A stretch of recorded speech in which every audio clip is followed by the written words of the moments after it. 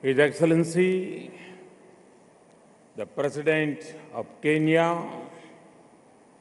His Excellency, the President of Rwanda, His Excellency, the Prime Minister of Portugal, His Excellency, the Prime Minister of Serbia, His Excellency, the Deputy Prime Minister of Russia, His Excellency, the Deputy Prime Minister of Poland, Governor of Gujarat, the Chief Minister of Gujarat, Ministers, Excellencies, and distinguished dignitaries from India and abroad, captains of business and industry, ladies and gentlemen, Bale Padharo.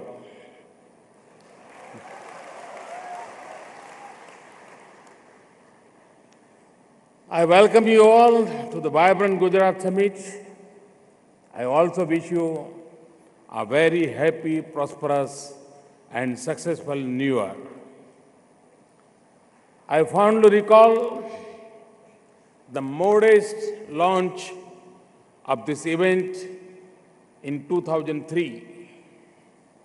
Since then, it has been a very successful journey. I express my gratitude to the partner countries and organizations. Our list, which includes Japan, Canada, USA, UK, Netherlands, Australia, Denmark, France, Poland, Sweden, Singapore, and UAE. I particularly thank the initial partner countries of the vibrant Gujarat event, Japan and Canada. Many other prestigious global organizations and networks are also partners of this event. I thank you all of this partnership. Your presence is a source of motivation for business leaders as well as young entrepreneurs gathered here.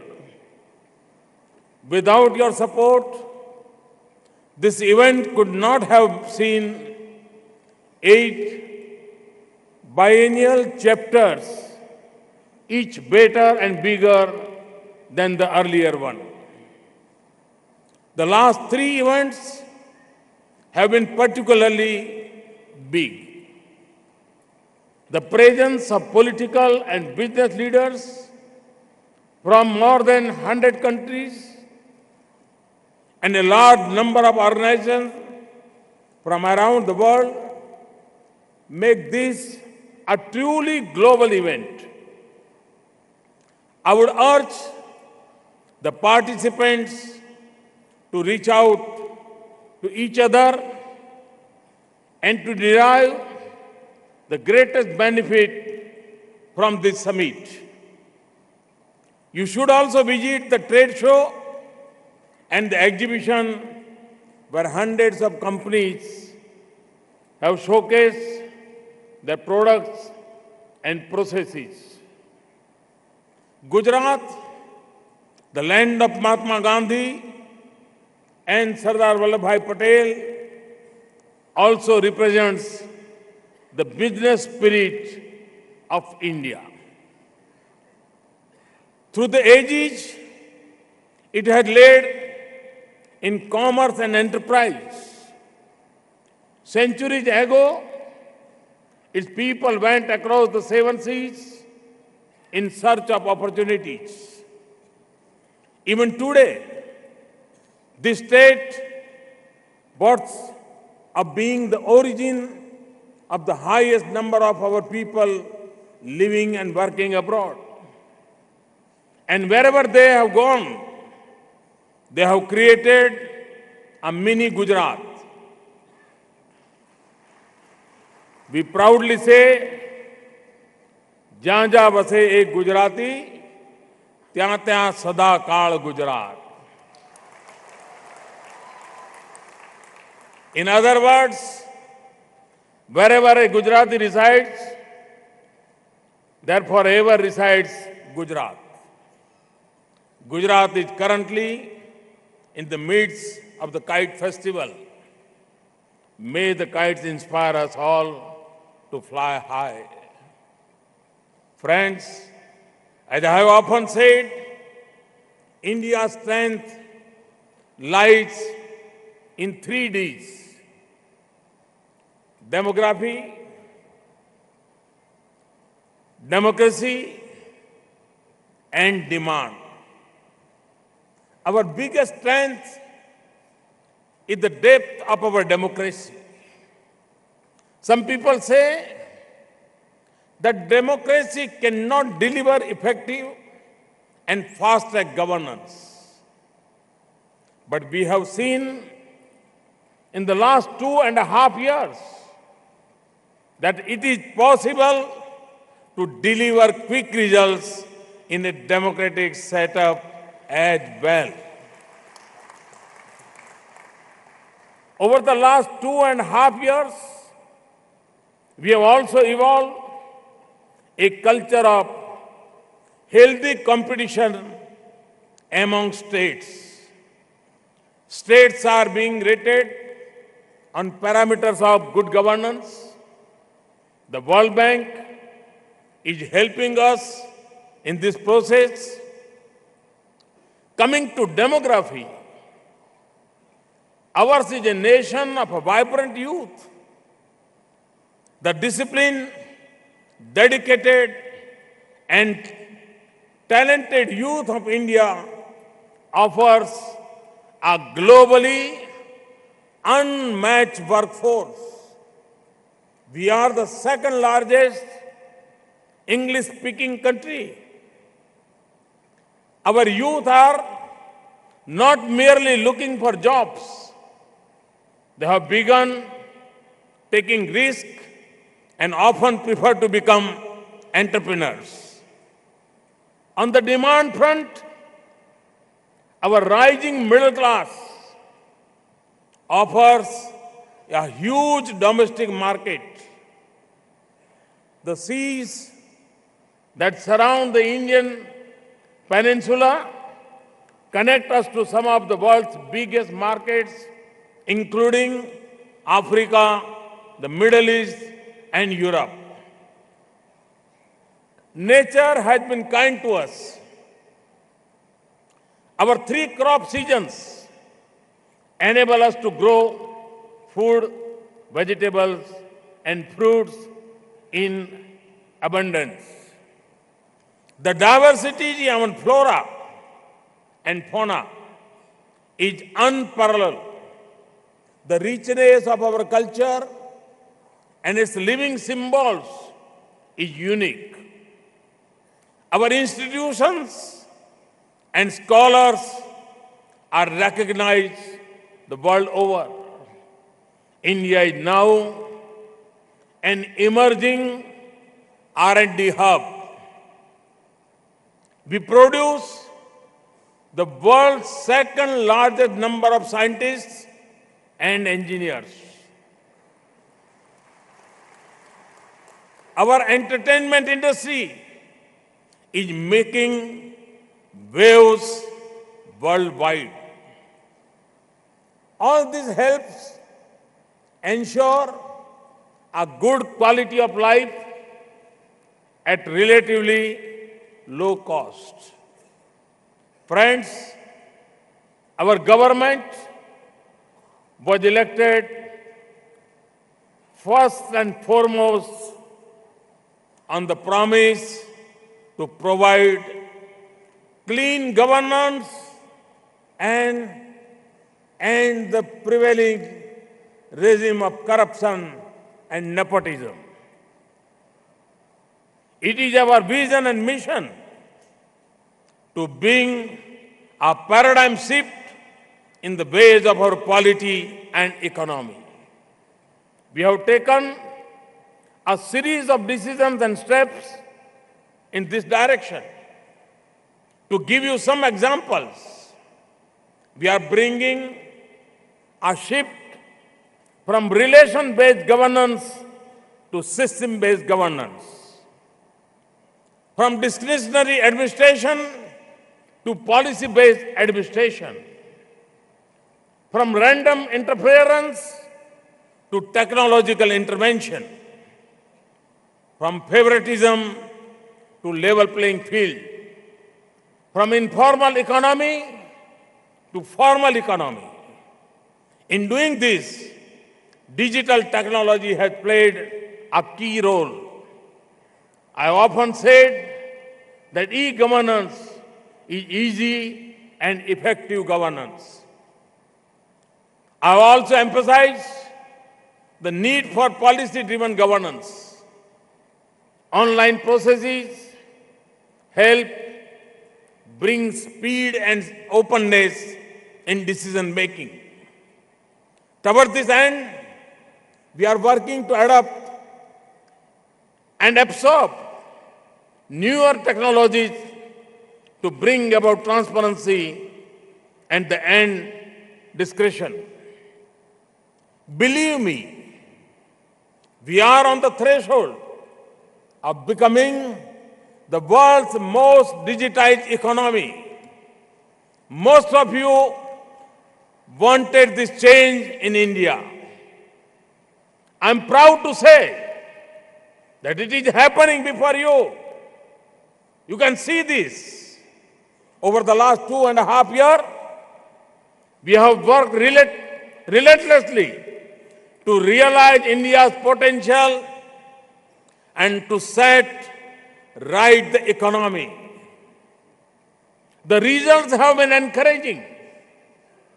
There has been substantial improvement in key microeconomic indicators like GDP growth, inflation, fiscal deficit, current account deficit, as well as foreign investments. India has become the fastest growing major economy in the world. Despite the global slowdown, we have registered excellent growth. Today, India is a bright spot in the global economy. We are seen as the engine of global growth. World Bank, IMF, and other institutions have projected even better growth in the coming days. In 2014-15, India contributed 12.5% of global growth. Its contribution to global growth is 68% higher than its share of the world economy. Creating an enabling environment for business and attracting investments is my top priority. We have to do this in order to create opportunities for our youth. With that spirit, we are moving towards implementation of some historic initiatives. This includes the Goods and Service Tax, GST, the Insolvency and Bankruptcy Code, the National Company Law Tribunal, a new arbitration framework, and a new IPR regime are all in place. New commercial courts have also been set up. These are just a few examples of the direction in which we are going. My government is strongly committed to continue the reform of the Indian economy. Friends, we have placed the highest emphasis on ease of doing business. We have taken decisive steps to ease licensing processes and rationalize provisions and procedures relating to clearness, returns and inspections. We are monitoring implementation of hundreds of action points across various sectors aimed at improving the regulatory framework. This is a part of our promise of good governance. The outcomes of our efforts are visible in India's global ranking on various indicators. A number of global reports and assessments over the last 2 years have shown that India has improved its policies, practices, and enhanced its economic profile. India's rank has improved considerably in the World Bank's Doing Business report. India is ranked third in the list of top prospective host economies for 2016 to 18 in the World Investment Report 2016 released UNCTAD last year. Our rank also improved by 32 points, positions in World Economic Forum's Global Competitiveness Report 2015-16 and 2016-17. We have moved up 16 ranks in the Global Innovation Index 2016 brought out by WIPO and other institutions. We have moved up 19 positions in the World Bank's Logistic Performance Index 2016. You can see that we are moving close to global best practices. Day by day, we are getting more and more integrated with the world. Our confidence has been boosted by the positive impact of our policies and practices. This also gives us the motivation to further simplify our processes to become the easiest place to do business.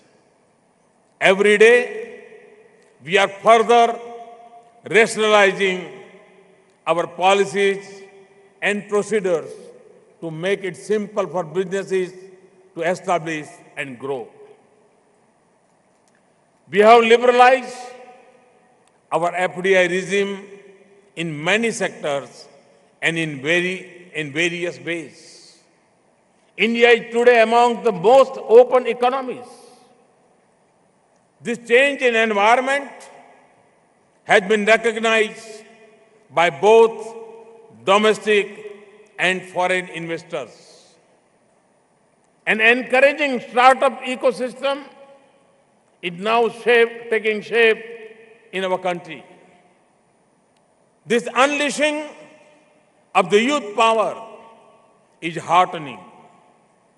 The total FDI inflows in the last 2.5 years have touched US$ 130 billion. The FDI equity inflow in the last 2 financial years was 60% higher as compared to previous 2 financial years.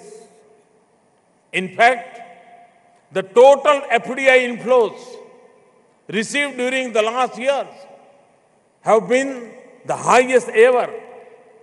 The numbers of countries from where FDI is coming and the sectors in which they are being rooted have also diversified in the last 2 years. India is now the leading recipient of capital investment in the Asia Pacific. It also continues to be among the top 10 countries globally in terms of FDI inflows. But the story does not end here. India had left every other country behind in terms of providing return on investment. In 2015, India has risen to first position in the baseline profitability index. Friends, Make in India has become the biggest brand that India has ever had. It is directed towards making India a global hub for manufacturing, designing and innovation. मैं साथियों ये अनुभव करता हूं, मैं दुनिया में जहां जहां गया, मैं अगर 5 बार मेक इन इंडिया बोलता था वहां, तो होस्ट कंट्री के leaders 50 bar make in India बोलते थे. एक प्रकार से मेक इन इंडिया ये दुनिया की नजरों में भारत को एक इन्वेस्टमेंट का डेस्टिनेशन बना चुका है.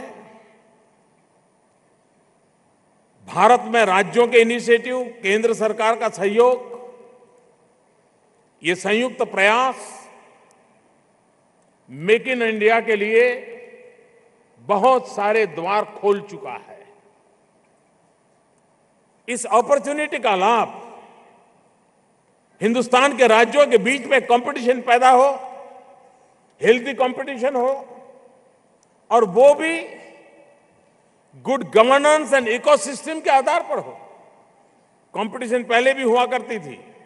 15 साल पहले एक राज्य दूसरे से ज्यादा चीजें दे देता था, दूसरा तीसरे से ज्यादा देता था, देने की स्पर्धा होती थी, आखिर कोई नहीं आता था. लेकिन जहां जहां गुड गवर्नेंस को बल दिया गया, जहां जहां प्रॉपर इकोसिस्टम पैदा किया गया, जहां जहां रेगुलेशंस को ठीक किया गया, जहां जहां बिजनेस एनवायरनमेंट को फ्रेंडली बनाया गया, वहां पर अधिक मात्रा में दुनिया के बाहर के लोग भी आने लगे. और इसलिए मेक इन इंडिया या दुनिया में कहीं पर भी समझाना पड़े ऐसी स्थिति नहीं है. और मैं गुजरात सरकार को अभिनंदन करता हूं, उन्होंने अपनी प्रोग्रेसिव नीतियों के आधार पर गुड गवर्नेंस को बल देते हुए फॉरेन डायरेक्ट इन्वेस्टमेंट को अट्रैक्ट करने में बहुत ही अग्रिमता सिद्ध की है. गुजरात सरकार की पूरी टीम को इसके लिए मैं बहुत बहुत बधाई देता हूं. Make in India has celebrated its second anniversary recently. I am delighted to share that we have become the 6th largest manufacturing country in the world, up from 9th largest previously. Our gross value added in manufacturing has recorded a growth of 9% in 2015-16. This is much higher than the 5 to 6% growth in the previous 3 years.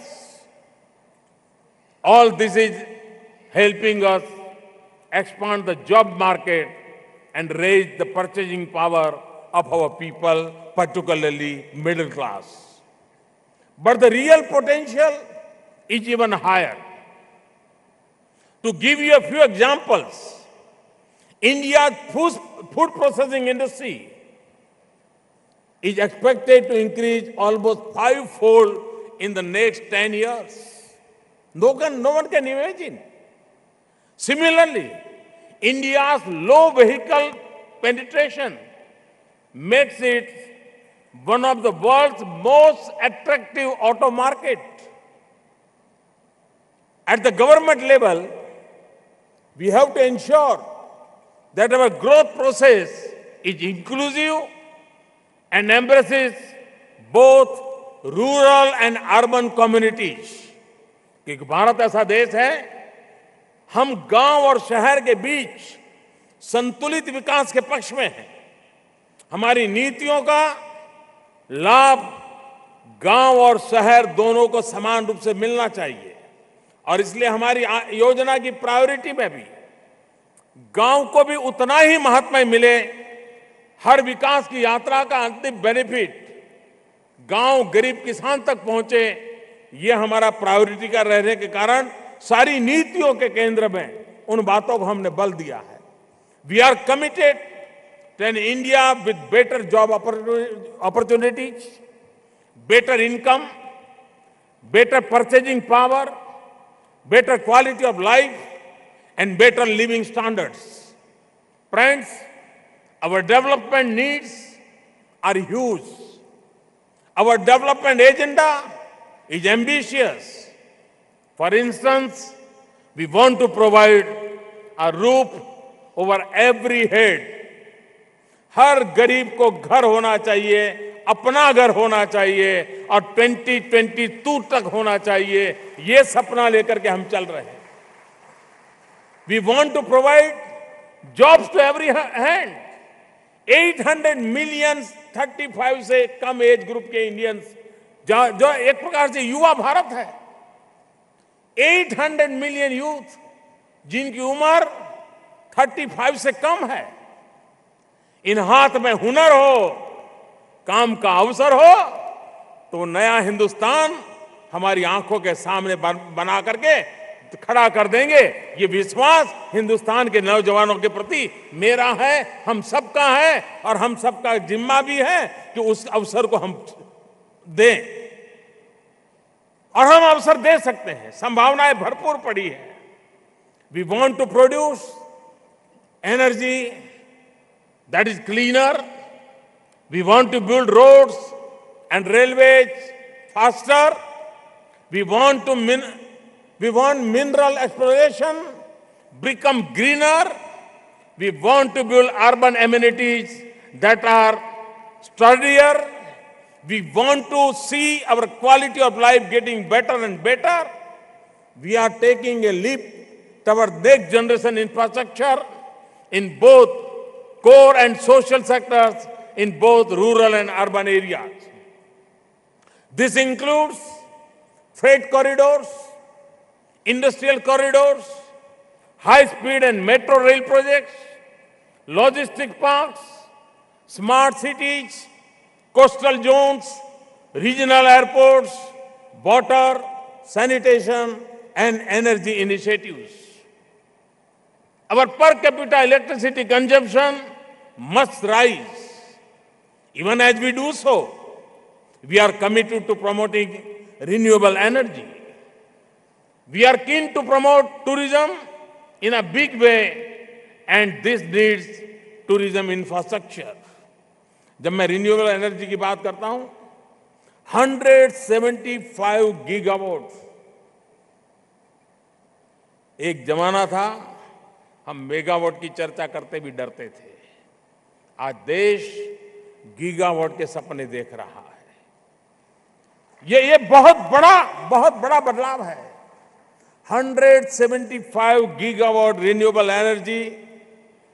Energy mix, जिसमें solar हो, wind हो, nuclear हो, और दुनिया जो global warming से परेशान है, उस विश्व को बचाने का सपना हमने भी देखा है।